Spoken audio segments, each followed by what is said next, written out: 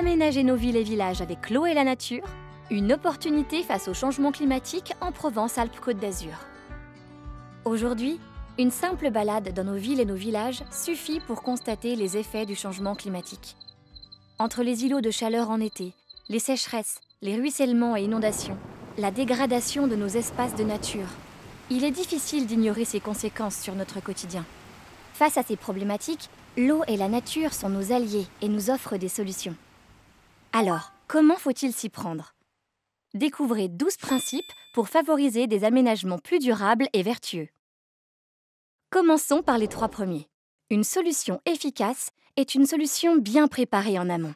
Elle doit donc être basée sur le partage de connaissances avec la participation de toutes les parties prenantes, associations, élus, habitants, usagers, sur un diagnostic éclairé pour identifier tous les enjeux, mieux connaître la biodiversité de son territoire et faire participer la population, et sur une méthodologie bien ficelée autour d'outils réglementaires tels que le plan local d'urbanisme pour planifier l'aménagement du territoire et mettre en place des règles pour que les projets intègrent la biodiversité et l'eau.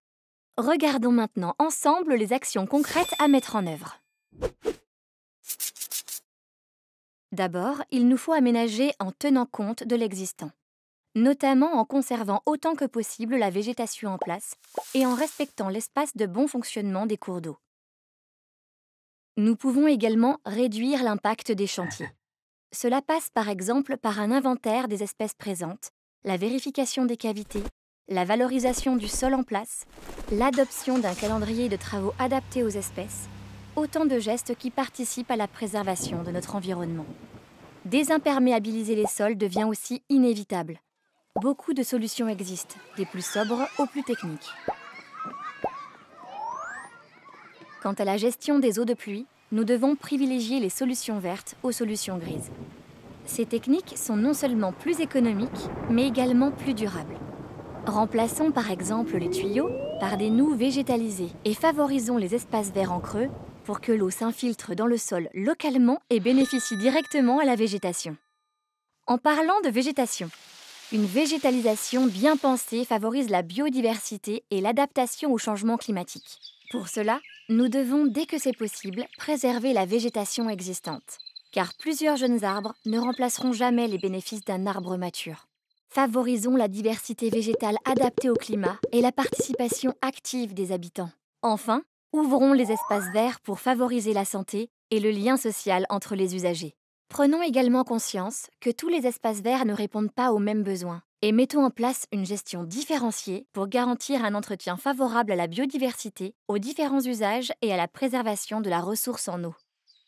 Favorisons l'accueil de la faune à travers l'installation de nichoirs, de gîtes, de clôtures perméables et étoffons les milieux propices aux besoins des espèces. Il nous faut aussi renaturer les cours d'eau en instaurant des zones d'expansion de crues, des zones de biodiversité qui seront également des lieux de promenade et de détente. Une étape essentielle pour limiter les risques d'inondation et favoriser le retour de la biodiversité. De très nombreuses espèces sont nocturnes, comme les chouettes ou les chauves-souris.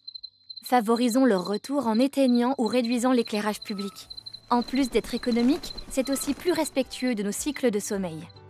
Mettons l'eau et la nature au service de territoires plus résilients et attractifs. L'Agence régionale de la biodiversité et de l'environnement accompagne les collectivités pour mettre en place des solutions durables et adaptées au contexte de chaque territoire. Alors, prêt à vous lancer ?